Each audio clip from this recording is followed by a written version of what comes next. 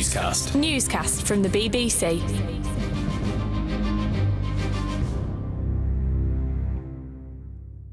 Hello, it's Paddy in the studio. And Laura in the studio. And Henry at home. Laura's had a scoop. She got the Chancellor to commit to the triple lock in the Conservative Manifesto. Because you hinted this week that the triple lock, which guarantees pensioners' income, keeps pace with inflation. You hinted that might be reviewed, but will the triple lock be in the Tory manifesto this time round? Well, I can confirm it will be, yes. And there's two very important things I would say about that. When we came to office in 2010, pensioners were more likely to be in poverty than other income groups.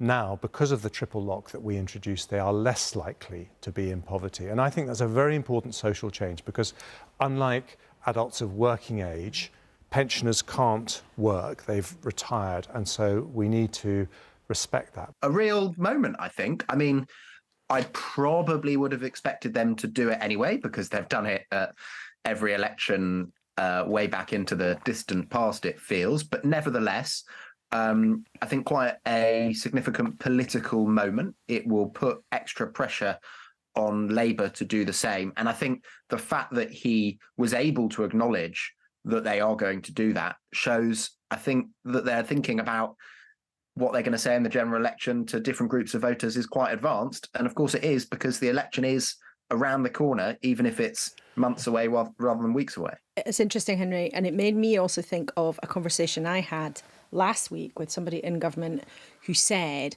what Number 10 is now becoming sort of fixated on as a pattern is here is a ball that they can knock into Labour's court that will be difficult for them to return. So the 28 billion commitment, for example, the Conservatives nibbled away at that again and again and again and again and again until eventually Labour said, oh yeah, OK, we're not going to do it. This could be another one of those things, because it was only this week that Keir Starmer said, oh, I'm not going to say, I believe in it, but I'm not going to commit to it at this point in the cycle. Lo and behold, 3 days later, the Chancellor says yes, and in the manifesto and all the way through the next Parliament. Now, reliably, the Liberal Democrats have just sent out a press release saying this is a shameless election trick by the Conservatives after tax hikes. Sarah Olney, their Treasury spokesperson, said just weeks after they hiked taxes on the budget, after every economic promise was broken in the last manifesto, Jeremy Hunt is yet again taking pensioners for granted. And while it might be important for pensioners, they might like the sound of it, it's hugely expensive. And we know also that a lot of younger generations feel real inequality in the deal that they get from our political parties. Yeah, and the polling shows that Tory voters, when you can find them, and you need a pair of binoculars, at the moment, they tend to be older, Henry. So that obviously Jeremy Hunt has done a lot for the childcare provision recently, the nursery care provision. So we're not trying to just criticise him, but voters who are older like this, and older voters are more likely to be Conservative. Yes, and fewer people are voting Conservative than 2019. That's an understatement if you believe the polls. And those where they've retained their support are disproportionately older. I mean, I've been struck for a while how much the kind of questions of intergenerational fairness are rocketing up the political agenda in Westminster in a way that they haven't been in previous years. I think one of the battlegrounds in this general election is going to be housing. We know that the Labour Party talks a lot about planning. They talk about planning reform as a route to economic growth. But I think what it also is a way of signalling from them to younger voters that they know that the housing market doesn't work for them, that younger people need a stake in society, need to find a way to get on the housing ladder. And I think, a conversation about pensioners actually in some ways inflames those questions for younger groups as well. OK, so I was just kind of sticking it a bit to the Conservatives there. But what about this? Inflation's falling, interest rates are set to fall. This is one of the things I said I'd do, says Rishi. In fact, it's one or two of the pledges of Rishi Sunak. So actually, you had the Chancellor on your sofa, partly because he did have a good news story to tell you. That's right. And inflation coming down is a big deal. And it is good news for most people who will be listening to this newscast, right? It does not, however, mean that prices are actually dropping. It means that the rate of prices going up is slowing down, although there are some individual cases actually where the prices of things have dropped. However, the government does spot an opportunity here, maybe not immediately to somehow miraculously close the huge yawning gap in the polls, but to try to turn the story, to try to turn the tone a little bit But I was struck, actually, by Jeremy Hunt, in his very Jeremy Huntish kind of way, sounding less excited about this than the Prime Minister, who did an interview with Faisal earlier this week, saying that the economy is bouncing back. But we're not there yet.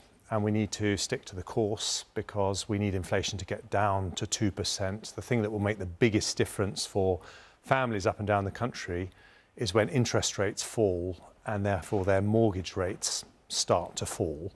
And that comes in prospect. It's a decision by the Independent Bank of England, but comes in prospect when inflation is back down at 2%.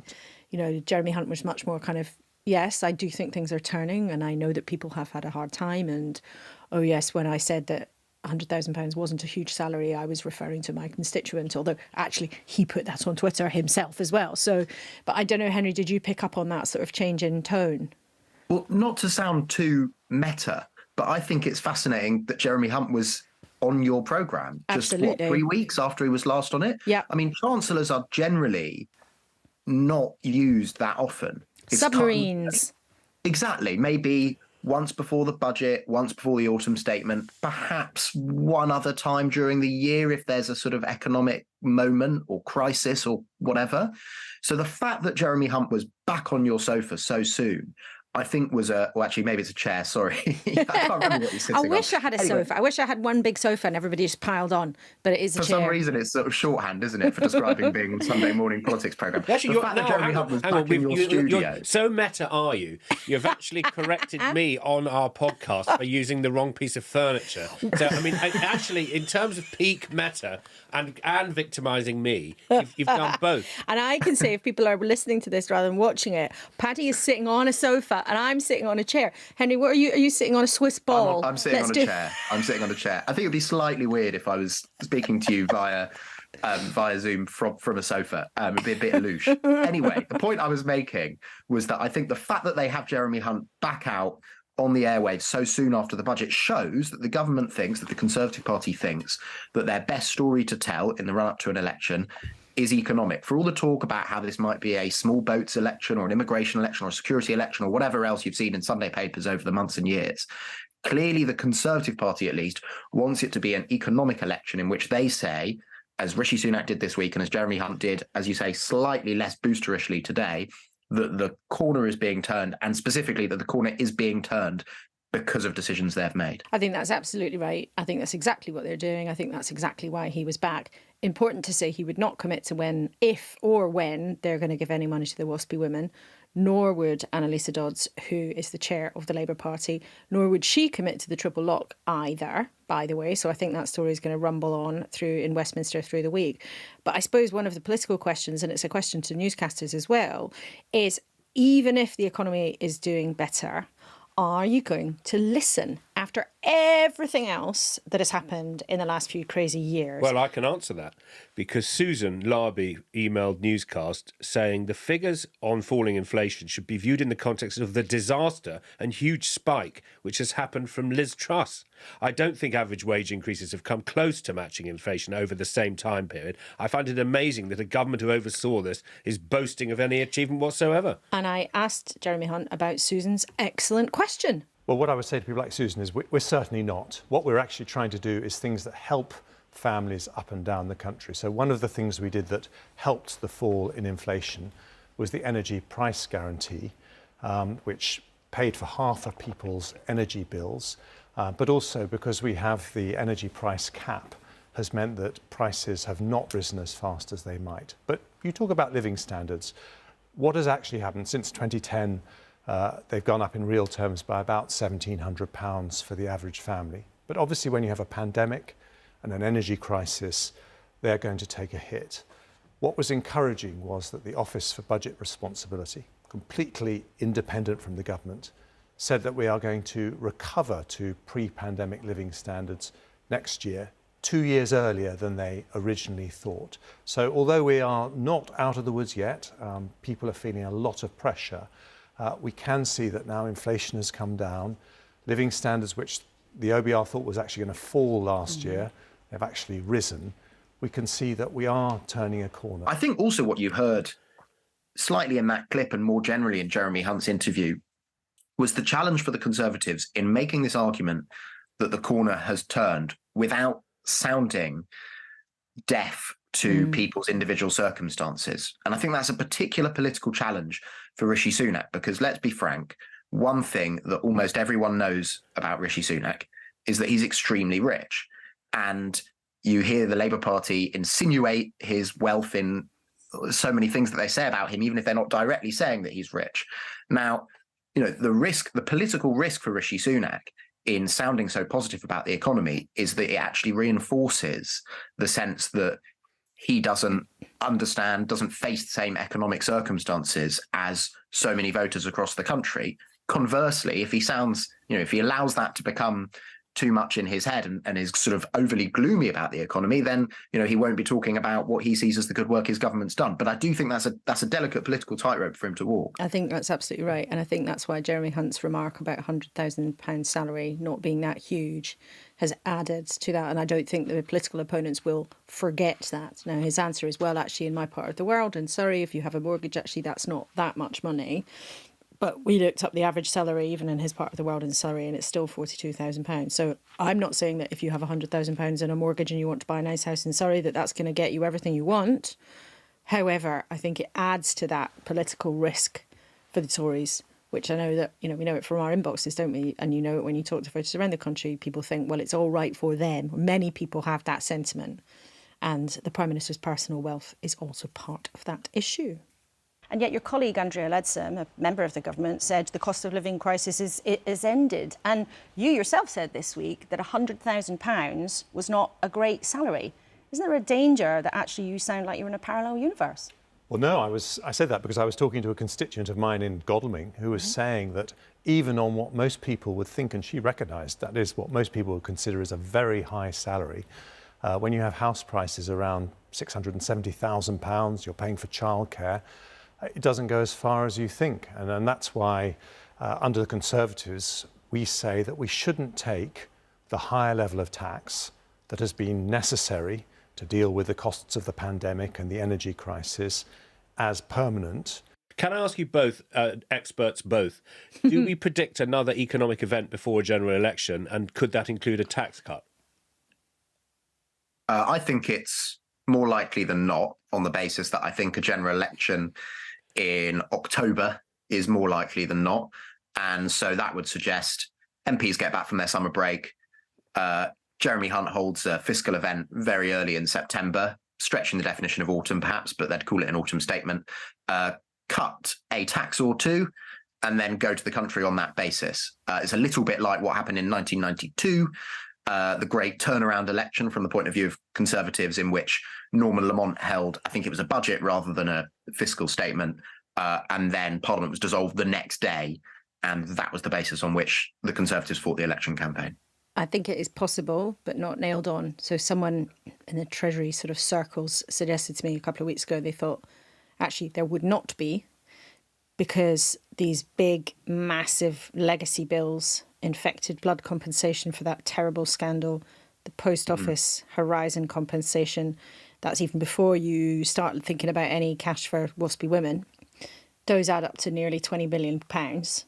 And actually, if you had a fiscal event, to use the jargon, those payments that would have to be banked would remove any possible cash that they could throw around in an election campaign, and therefore they might not bother. But I think it's likely, but I wouldn't bet more than a fiver on it. No, so we're going to bring this to an end, part one, by saying congratulations to Laura Kuenssberg. Why? You got a new line out of the Chancellor. Oh, thank you. Which I didn't see anyone else get. And we do like to do when we get things wrong. We do. You've got a scoop from the Prime Minister. He's from the Chancellor. You've got a scoop from the Chancellor. He's committed to the triple lock in the upcoming Conservative Manifesto, and on which basis your work is done, you can go home and lie down in a darkened room. I do. No, I'd love to know, though, if people think that's a good thing or a bad thing. Because it sounds great. Oh, yes, we're going to promise lots more money to pensioners forevermore. Actually, is that a good thing? If you are not of that age, you might not think it's a good thing. Or even if you're a taxpayer, you might think that's not a good thing because it costs loads of money. Now then, Paddy, the Prince and Princess of Wales, on every front page, apart from The Independent, which talks about the Russia attack. And The Observer, which talks about migrant boats in France. Oh, yes, that was a good story, actually. What an interesting story that they had found. So the coverage is in two places. The constitutional, which is how the royal family in the UK is now a very thin blue line.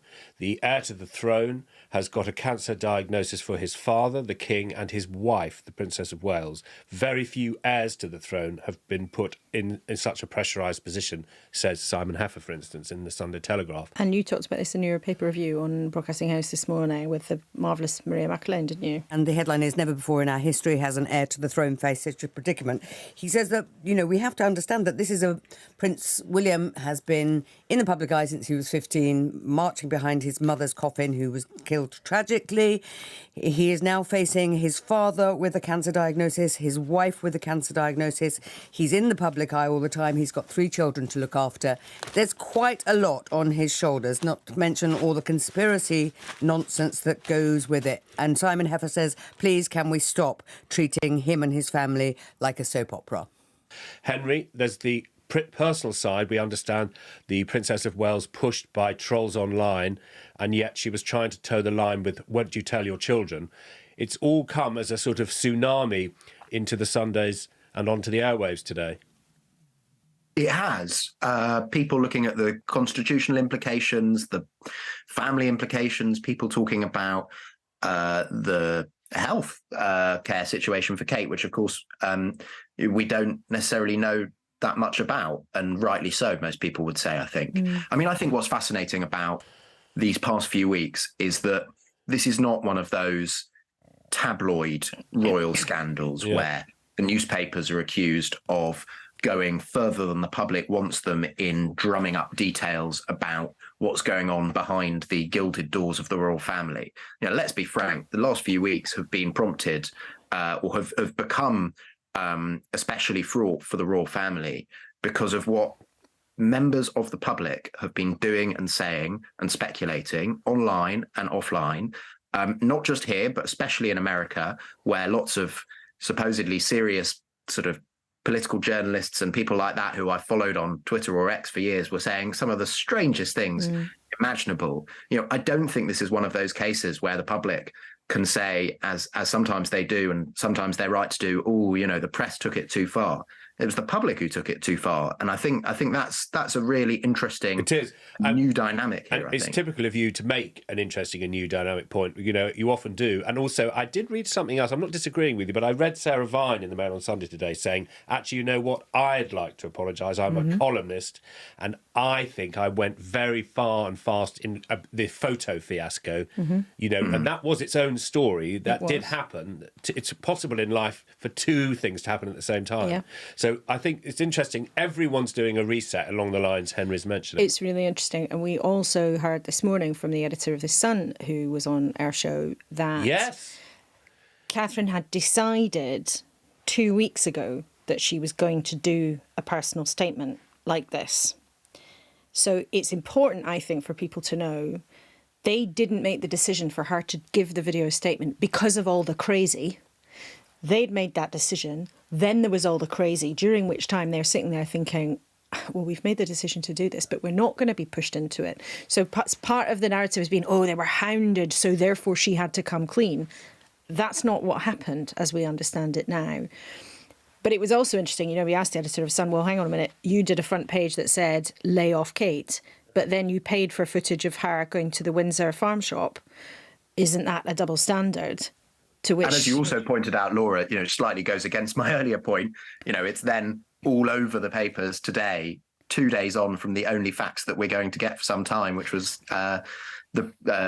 Catherine's video statement. But I think that's right. But it's interesting that you mentioned the Sarah Vine point. I think that we did see, and I think people who've been close to this would say that you did see the mainstream media get into the coverage of the crazy coverage.